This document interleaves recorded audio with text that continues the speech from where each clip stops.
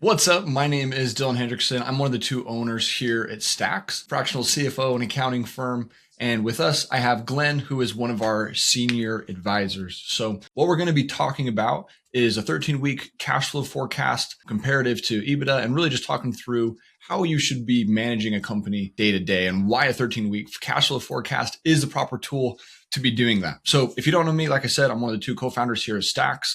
We are a multi-million-dollar fractional CFO and accounting firm. We are actively managing hundreds of millions of dollars of companies' revenue in terms of the accounting and the financial management.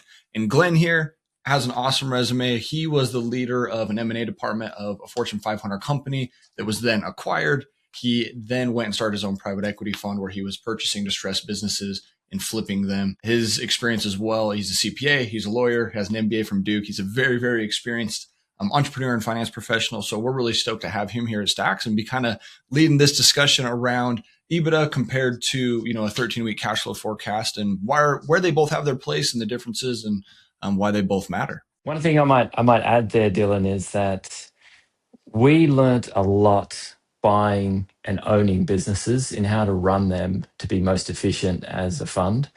And a lot of those learnings is what we've brought into the environment with STAXX. And it's a lot of fun, it's a lot of hard work, but it's really fulfilling to see those tools and systems and thinking that were applied in a fund that did exceptionally well. We were rated as written up by Wall Street Journal as one of the top 2 emerging funds in Europe. So it was fantastic to be recognized for that. But at the core of it was our perspective on cash management versus kind of the typical accounting talk. So we'll go through and talk about that more today. Absolutely. And really the key theme through all of this, right, is, we talk to, hundreds, thousands of business owners a year, helping them with their accounting, the finances. And one thing that really confuses people is that difference between profitability and cash flow, right? And that's a lot of what we're going to be talking about. Most small businesses aren't failing because they can't turn a profit. They're failing because they have a really hard time managing cash and having good cash flow. And so that's where we're going to talk about kind of the difference of, how do we actually manage a small business from a finance perspective versus, EBITDA, right? That's a great metric for investors or for exits. But in terms of actually managing a company day to day, we're way more concerned about cash flow.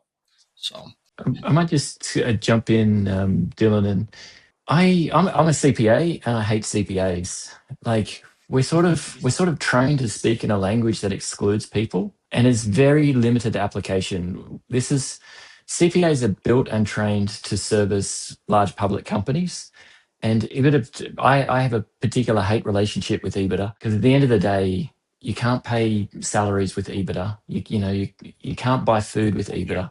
That all happens with cash, and you get some sort of smart aleck MBA who comes out of business school, and they're all looking at kind of EBITDA. That's great. Not at all like yourself. Yeah, exactly. Might have been me 20 years ago, and you're like, that sounds great. Let's write your bonus in EBITDA and let's see how well that goes. And so it becomes real at a small business level, and EBITDA is just it's a fictitious notion of these highly educated CPAs that has very little application at a small to medium business. And maybe I'll just take a couple of seconds to explain the history of this here. When businesses became big, they started separating professional management from professional finance structures. And so you would have a whole team that would look at, well, what are the financing that we'll put in place? What are we'll go issue some bonds and we'll go issue some equity and make some changes. And so it was this big change that happened that caused management to say, well, I don't want to be held accountable to what everyone else is doing. And so they invented EBITDA as a process for changing that. And that's completely irrelevant in a small business because you're running everything. You're responsible for, if you put some debt in, you're responsible for contributing the equity, you're responsible for running the operations. And that's why cash is the most important thing in a small business, is because you're not separated between these multiple functions. 100%. Yeah, I definitely agree. And, EBITDA, it can be used to see, a business's performance over a long-term time horizon. How did we do last year or the year before? But in terms of like the day-to-day operations, right, it says right here, right, what actually matters is the cash timing. That's the real scoreboard. Yeah. And the 13-week cash flow forecast is the tool to practically be using that from an operator's perspective, whereas EBITDA oftentimes is more investor perspective, right? And I think, especially for small businesses, I think the same thing in some capacity could be said about a profit and loss in a balance sheet as well, because there is a lot of financial activity that takes place day to day in a business that isn't reflected on a profit and loss or an income statement, right? Yeah. And that's kind of the similar thing where it is useful to have a P&L and a balance sheet and review that for the prior month or the prior quarter. Definitely is useful, but that's not how you're managing cash day to day. It's not a good tool for managing cash day to day. And that's where there's a lot of gaps for a lot of these small businesses. And oftentimes why people are feeling frustrated, right? Because they might have an in-house accountant. They might have an end of year tax CPA. But even with the bookkeeper, even if they're doing a great job on the books, if you're still looking at stuff that was a month ago, 2 months ago, there's still that gap in terms of how are we managing cash? What is the thought leadership around managing cash in the finance function? So. Yeah. Well, and just to put a fine point on it, EBITDA is not cash. And that's the fundamental problem here, is that people get tricked into thinking that they're managing their business. And it's the wrong tool. And all tools are good for certain projects. So to give you an analogy, like if I want to go cut down a tree, I get an axe out and I can use that axe to cut my meal at the end of the day, but that's not the best tool for that job. I need a knife and fork. And so all tools have a purpose. EBITDA has a purpose. It is not the right tool to be used in most small to medium businesses. Yeah. And again, it does have its purpose, right? It's a lender favorite. It's an investor favorite in terms of benchmarking, conversations around acquiring credit. But again, it's telling you about performance. It's not survival, right? What you just said, right? That's the key point of this thing is it is not a cash metric. It's talking about performance. It has nothing to do with your day-to-day survival and growth as a company. Yeah. Do you mind if I just talk about just the timing impact of this? Yeah. This is the crux of it, right? Let's take an example. So you're starting up a business. You need to pay deposits on the place that you're kind of moving into. Those deposits don't go into EBITDA. You need to buy some inventory so that you're ready to sell something. Those payments don't go into EBITDA. You make a sale and the client hasn't paid anything yet. That sale goes into EBITDA. Like that's the problem. This is where the timing differences all manifest itself out. All of a sudden you're like, what the heck? I've got to make payroll on Thursday. I've made all these sales. I've paid all this money out in deposits and inventory. I've got no cash flow, but my EBITDA, fantastic. And like, all right, well, if that works for you and you can pay wages with EBITDA, then fantastic. If it doesn't, then we need to use a different tool.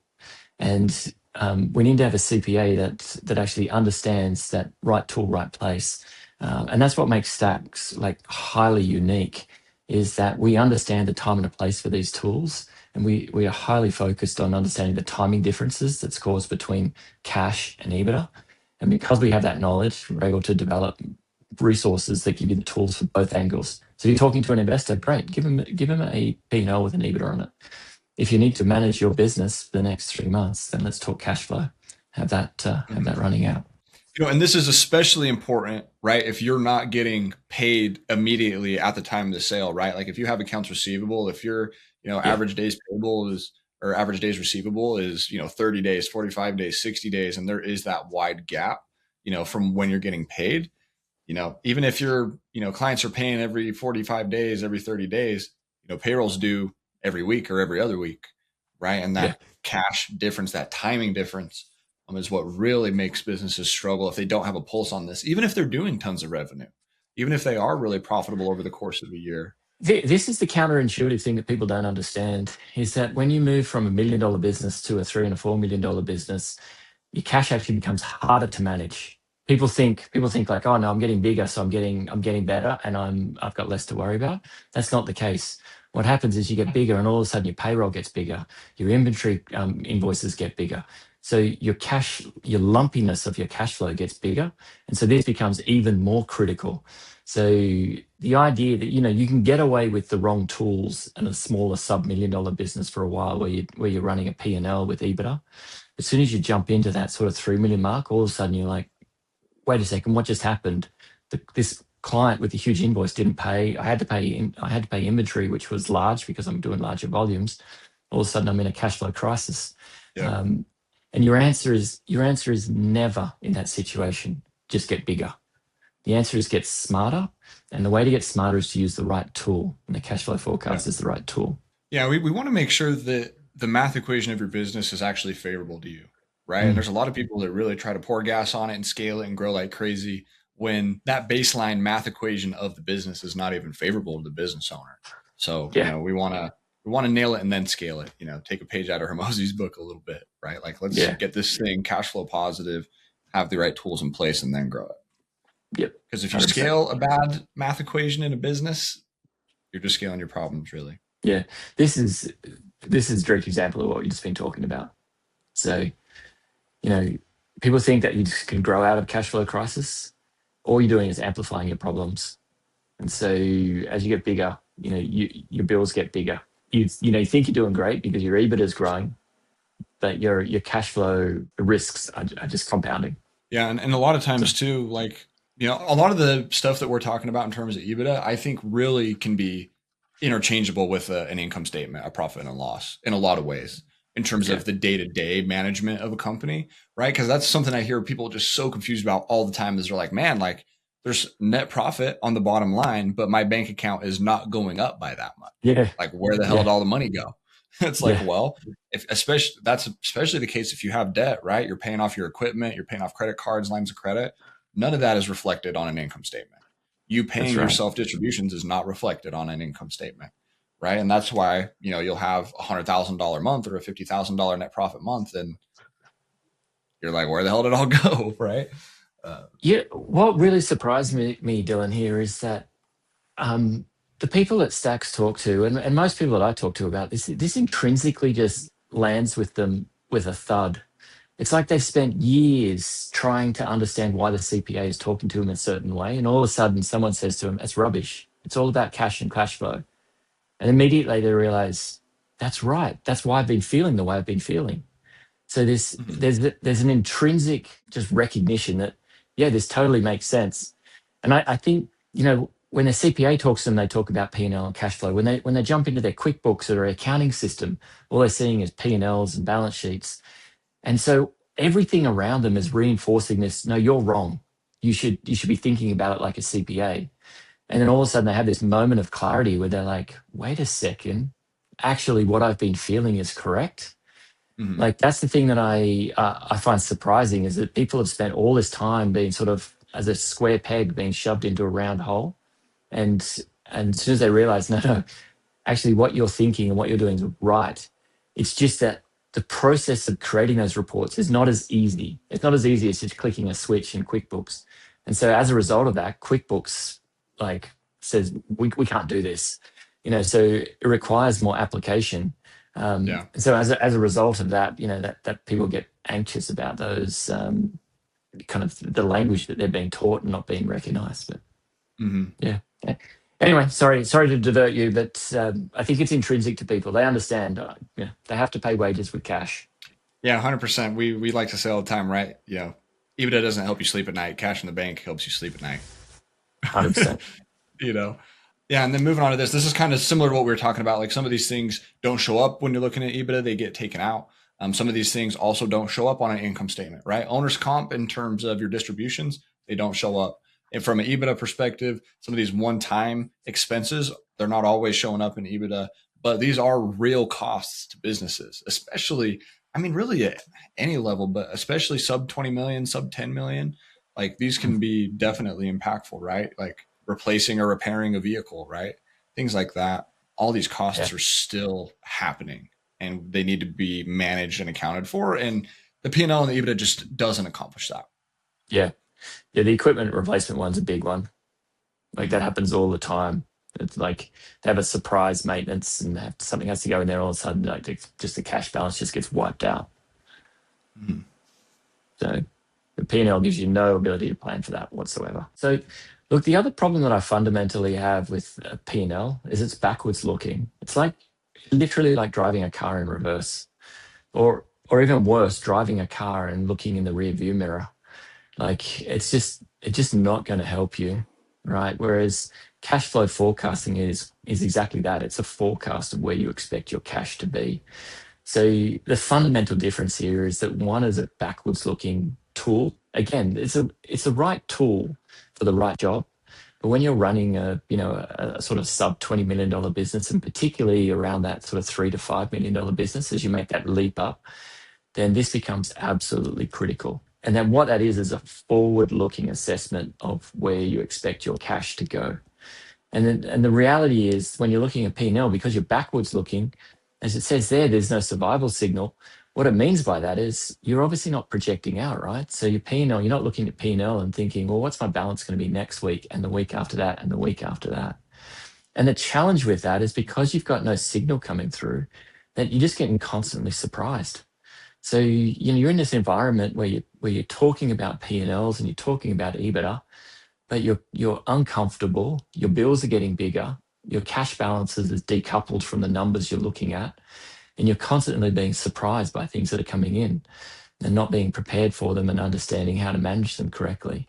And that's the fundamental problem with the P&L, is it's backwards looking and subject to surprise.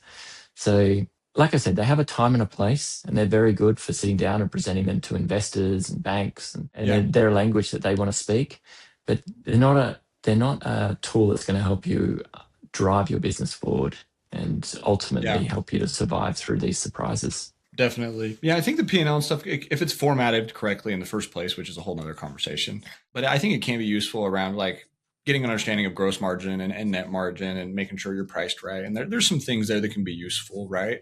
But like you said, the P&L is not peeking around corners saying, hey, on Tuesday the 15th, like you're going to be running out of cash and that line of credit is going to be nearly maxed out. Right? Like that's the piece that is missing and is backward looking, like you said, which is why when a company is making that jump from 1 million to 5 million or 5 million to 10 million, having this implemented can really relieve a ton of stress, and you can just start making decisions through a finance lens instead of through just guessing and gut decision and just looking at the bank balance, right? Yeah. Let's put a finer point on it. Yeah. We're just going to hammer this thing home. I think this is really the big one, right? Like what matters is you're operating a company and looking to grow a company. It's what's that cash balance at the end of the week? What obligations are coming up? Can I meet those obligations? And that allows you to then proactively problem solve versus, it's happening right now. And, the alarms are sounding and everything's crashing and burning, right? That's the whole idea, is we just want to have insight forward looking so that, you're not running into these last minute. Yeah, there shouldn't be. And that one of the things that I share with people is that a value add of a proper finance function is that surprises are something that you see out 3 months and you start planning for. When you've got surprises, so one of the indicators that you've got a bad financial system is when you're like, oh crap, I can't pay my payroll next week, or this just happened, I'm in trouble. That is a flashing red light that your finance function is not working. What your finance function should be doing is sitting down with you and saying, in 2.5 months, it looks like we're going to have a cash flow crisis. In order to address that, we need to take X, Y, and Z actions to eliminate that crunch. That's what a good finance function feels like and looks like. And the tools they use to drive that are primarily cash flow forecast. Yeah, you shouldn't feel like you are constantly putting out fires around cash in an ideal world, right? If the math equation of the business is favorable to you and you're proactively managing the cash of the company, it just should very, very rarely happen. Yeah. So we talked about P&Ls are backwards looking. Cash flow forecasters are forward looking. P&Ls are typically monthly or quarterly basis. Cash flow forecasters are weekly basis. So you can have a great month for cash, but you can have an extremely high week and extremely low week within that month. So the idea is to get granular. So you want to see every single week for the next quarter in the future, what is happening with your cash, where it's going to be up, when it's going down, to make sure you've got it when you need it. The next thing is it's a living document.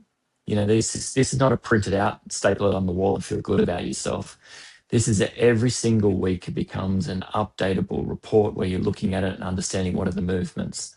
It's helping you understand literally how you're guiding your business through the next quarter. This is how you actually build it. So someone might ask, why 13 weeks? And the reality is, if you're doing like 4 weeks or 5 weeks, it's too short. And why is it too short? It's because you need to be able to have the time to take actions to adjust cash. And so you've only got so many actions when you've only got a couple of days in front of you that you can take. But anything, and then why not longer than 13 weeks? Why not do a 6-month cash flow forecast? And the reason for that is when again, anything that goes longer than that 13-week period also becomes difficult to forecast from a reliability perspective. You're trading off time. It kind of Yeah, fades from like fades. an educated guess to just a straight guess when you extend Yeah, it too long. exactly. Yeah. Exactly. You start to get things like, well, are we going to retain a customer or lose a customer? And is that customer gonna start a new job or not start a new job? Is that all these variables start to compound in on each other? And so Mhm. over a 13-week period, you get a fairly reliable, not a perfect, but a fairly reliable forecast on a detailed basis. So you start with how much cash you've got in the bank. You also then add to it, like, what do we know we're going to collect? Like, what are the invoices we've already sent out? And what do we know that they're going to come back? And most people are sitting between like 45 and 60-day collections. And so Yeah. already you're like, well, wait a second, that's 2 months out. So you're like, this is locked in work that we've done. We've sent an invoice out and we're expecting it to land on a certain day. And so Yeah. you put those in. And the other thing that you're forecasting is you're like, right, well, I know what I'm spending. I've got more control over what I'm spending than what I'm collecting. So you start to chart that out and add that into there. And then by the balance of saying, well, I started with X cash, I expect to get X cash come in and then Y cash will flow out. And so I'll end up with a balance.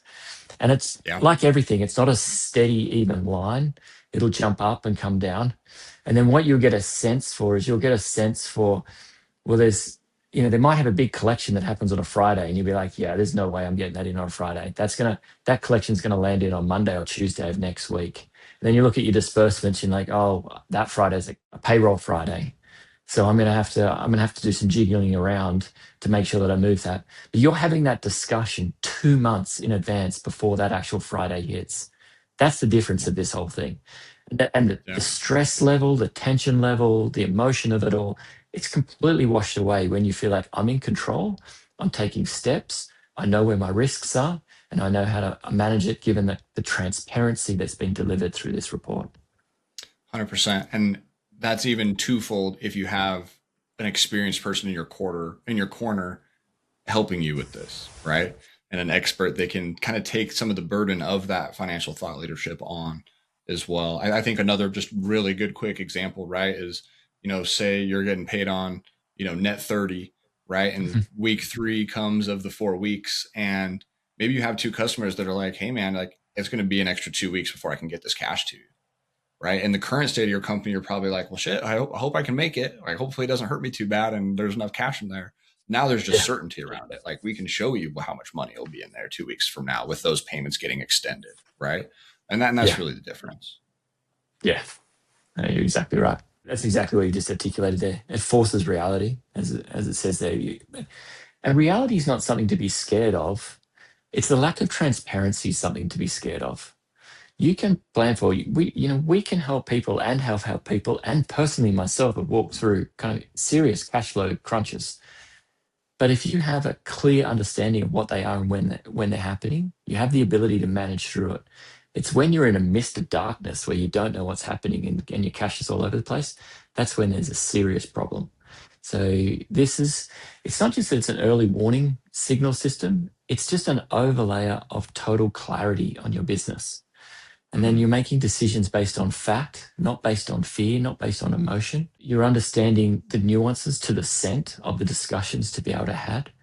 So, and even up into like confirming when your payments will be coming in, you understand how critical some of those discussions are, and the other ones that you can kind of negotiate a little bit on. So it's all about Mhm. having that kind of clarity within that process and avoiding the mist that often happens around it. So it ultimately, each week you're reviewing and managing this particular report, and you're designing and building systems of behavior around it. You're Mhm. designing and building the way that you communicate with clients. You're designing and building. And look, the same thing happens as clients talk to, everyone's got the same challenge where they're chasing people to pay them and they've got their people to pay as well. The reality is good conversations in both directions work for everyone. And so having that clarity and being able to reach out to your suppliers and saying, this is what I'm dealing with, and I need a couple extra days, that clarity gives you the ability to have that discussion in confidence and then to build trust with them when you deliver on that as well. Because you've seen all the moving parts, they understand that you know what's going on. So when you make a promise, they can rely on you. And so they're more open to working with you on moving around your terms as well, We have seen Absolutely. all of that managed out to be extremely successful for companies to help them manage their growth through that process. All of those examples, all of that analysis, none of that has been transparent or helpful with using a profit and loss. Absolutely. And I think, this is really what allows a company to start playing the game of business on offense, right? Like when you don't Yeah. have any of this data, you're just on defense. You're just trying to survive, right? And, having the baseline accounting dialed in and having balance sheet and P&Ls and having that is a baseline kind of function. Like it does need to be there, especially in order to have good forecasting. But the forecasting is really what puts you on offense. And especially around this, right? Like better decision making. Can we hire? Can we survive a slow paying client? Can we even buy more equipment? Like, can I buy another truck and get another crew out there? Right? Because everybody knows they need to expand, but especially in certain industries, some ways to expand is you might need another 2 trucks and 2 crews, but like, what is the cash impact on doing that? What is the timing on doing that? Maybe you Yeah. need to hire a head of sales. Well, what is that I, salary? How does that impact things? Right. I And you're have just got, able to model that. I bought a business, Dylan, that went bankrupt growing too fast. Put that through your head. They went bankrupt growing too fast. Like this is the important of it. And the reason was it just came down to this. They were trying to cut their dinner with an axe. An axe is a great tool for chopping down trees, but they just found themselves drinking from a fire hydrant, growing like crazy, and running out of cash. Mm-hmm. And all of a sudden, they're like, all that, the dream comes to a dead end when that happens. Absolutely. And again, just kind of some of the differences, right? And we've hammered it home. And I think you can interchange EBITDA with income statement, balance sheet. But over there, it's really, hey, are we profitable? An annual view, it's very much backward looking and it does not reveal the timing gaps, right? There's a lot of blind spots. There's a lot of blind spots in those types of tools. They do have a use and a function like we've talked about, but really in terms of how am I operating and managing the cash of the company, it's cash flow forecast all the way. Do we have enough cash on Friday? What's the weekly reality? We're looking forward and playing on offense, and we're able to see those timing gaps. The best example of this was that business I was talking about. They're doing great EBITDA. They're doing great sales. They have a couple of things that happen, which is exactly as you've articulated. They have to buy more equipment and hire more people able to deliver the sales. And all of a sudden, they find themselves in a situation where they've stretched themselves to the max. They've used every cent that they had personally. They've gone to the bank and loaned as much money as they could personally. But they're growing so fast that they burnt all that money. They look at the P&L and they're going, I feel great. But now they've got more money to outlay and they just can't afford to make that. And so as a result of that, they're out looking for, once you've used all your own money and all your debt you can get your hands on, then you're out looking for equity and ultimately diluting your business or selling your business. Mm-hmm. And so their fundamental challenge was that they were operating on old school kind of P&Ls. That was their challenge that they had. Had they had a 13-week cash flow forecast, it would have been as simple as them saying, we can't take on that new business just now. Let's have a discussion with that new client and line them up for next quarter. And they would have owned 100% of the business. That's the fundamental impact of this. Like this will cost you your business if you don't do it right. 100%. And I think it's important for any company, but I think the importance is significantly more and heightened if there's any level of collections involved in the company, or if there's any true accounts receivable where on average you're really not collecting cash sooner than 15, 30 days. That's where, this is mission critical, really. If you're not having insight into some of this and, too many clients bleeding from a 30-day, timeline into 45, into 60 will end the business 100%. Yeah. It's when our CFOs work with clients to, help them achieve their goals. It's one of the first things we look at is like, can we collect cash faster? Yeah. 100%. Sometimes also, by the way, Dylan, just to add to that, sometimes it's not just can we collect cash faster, it's can we collect cash with more transparency? Mm-hmm. If and this is a really important point, 13-week cash flow forecasts remove the mist. They allow you to operate in a land of certainty. That doesn't mean a land without limited cash. That means a land where you understand how that limited amount of cash is going to be utilized. And it's absolutely critical that people understand that it doesn't just magic up cash. What it does is give you clarity of the path that you're going to take to utilize and have that cash when you need it and how you need it.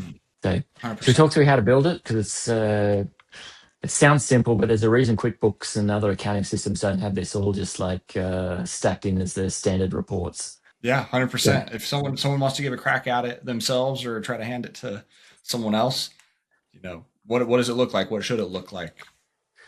First and foremost, my strong recommendation is just keep it as simple as possible. Have your running cash flow forecasts. There's a whole bunch of like tricky pieces of software out there that you can get.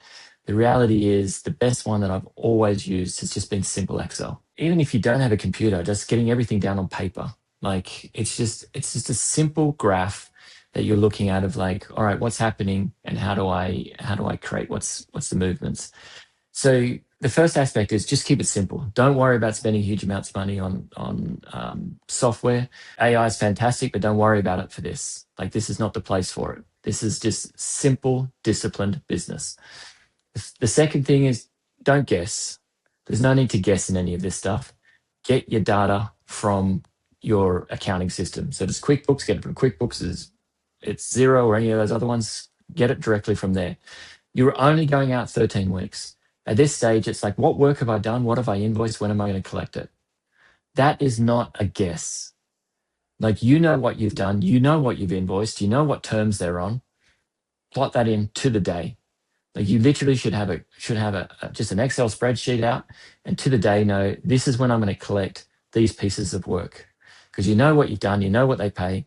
You even can start to tune it for like, well, if that pay is going to be on a Friday, then I should be projecting it for the next Monday because that customer tends to have a bit of a wonky discussion on Friday. You know that already, right? So those things are not guesses. They're things that you know. They're intelligence that you can put simply down on a piece of paper.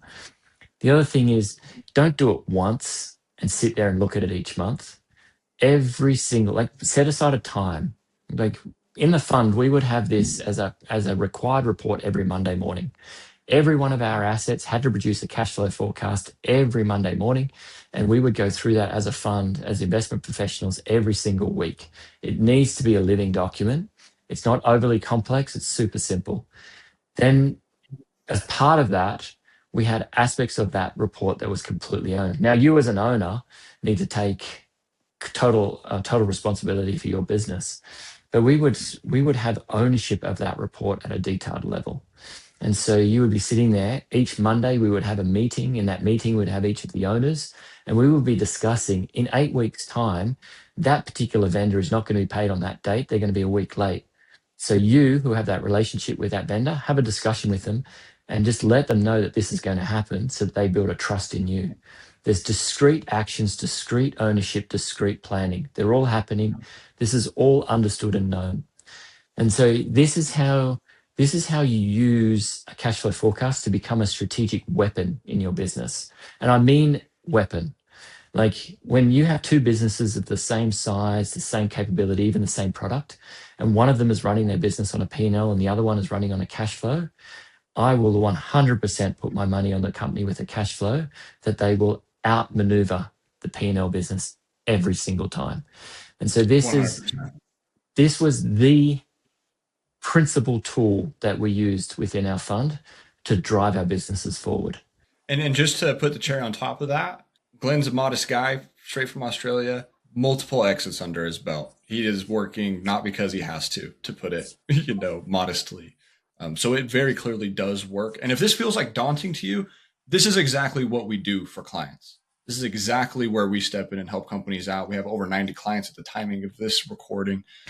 So if you know that you need this, but you don't want to be the one owning it or managing it, we can help you out with that. There should be a link at the bottom of this where you can book time with us. Or if you've already booked time with us, really looking forward to kind of showcasing how we can help you with some of this.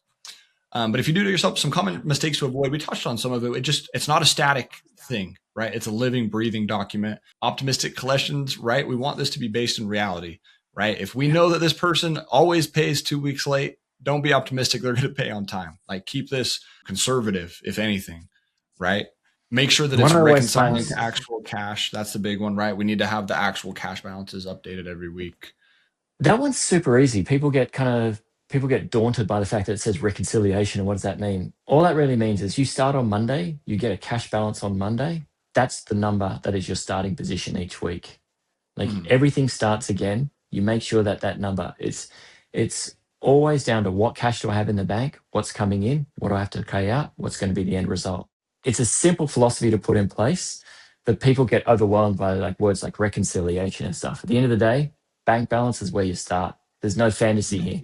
100%. Again, the reason we pick 13 weeks, anything shorter than 13 weeks tends to be maintaining that crisis mode that people go through. Anything over 13 weeks gets to be inaccurate. And so 13 weeks is a beautiful balance where we have the ability to plan with a level of accuracy that's absolutely critical. You definitely, no matter who you are, there's no reason you shouldn't be doing this straight away. Yeah. If you're an owner, this is the most important report. You need to be the owner for it. Like you need to be over this. 100%. I feel like we've hammered this point home pretty well at this point, right? Like EBITDA, P&L, balance sheet, useful tools in the right context, in the right setting. A lot of that stuff does need to be in place to have an accurate 13-week cash flow forecast, right? Like if your accounting data is horrific, right, or your AP and AR data is horrific, like you're probably not going to be able to produce a decent cash flow forecast. So that is also something we can help with. Oftentimes our engagements start with us like completely cleaning somebody's accounting. And that is solely with the purpose of being able to get a 13-week cash flow forecast in place, and getting you from a state of just compliance and cost center with your accounting and finance department to shifting it to be something forward looking and a profit center for the company, right? A lot of people think of finance as a cost center, but a great company, finance is a profit center, not a cost center. Yeah. So yeah, get started this week, either on your own or by booking a call with us so we can help you do it. This is the way to do it. And this deck, I'll link at the bottom in the description of the video. So you'll be able to go through this and check it out and review some of this. But yeah, any final words, Glenn, for our folks before we sign off here? Dylan, I'm just going to add here, and I'm uncomfortable being the bragger, but I want people to understand how important this is.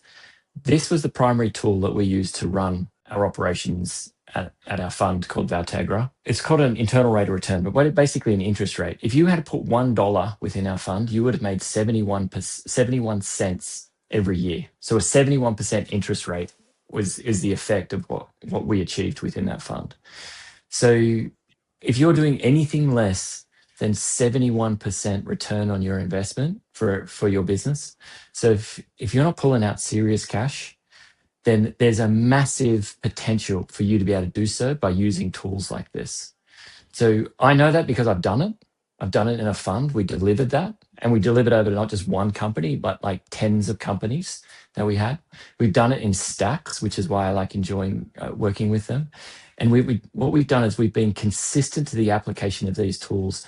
And in doing that, what's happened is that we've developed institutional muscle of like how to get this in fast, how to use it, how to drive behavioral change, and ultimately how to generate that clarity that enables you as a business to operate in a way that gives you a sense of comfort, an ability to sleep, a sense of control. So those things all land with the use of this particular tool. And what we find, and it's zero surprise at all, but once you get this right, everything else flows. So you get this right, and all of a sudden your P&L looks great, and then your balance sheet looks great, and then your bookkeeping looks great. And your EBITDA looks great. Yeah, all those look great because you've got the right tool now that you're managing well, it's managing your business, and it's making everything just fall in line, and everything else just takes care of itself. You know, my old man used to have the adage, you look after the pennies and the pounds will take care of themselves. This is exactly what happens. You look after your cash flow, you don't have to worry about anything else. It all just takes care of itself. Beautifully said. I think that's a wonderful ending point. So yeah, if you would like to chat more about this and see how we could help you do this, have a conversation with Glenn and myself or one of our other team members, I would highly encourage you to book a call if you haven't already. When we can talk through if this is something that would make sense for your company. You know, spoiler, it probably does. But yeah, hopefully this was valuable, and we'll be talking to you soon.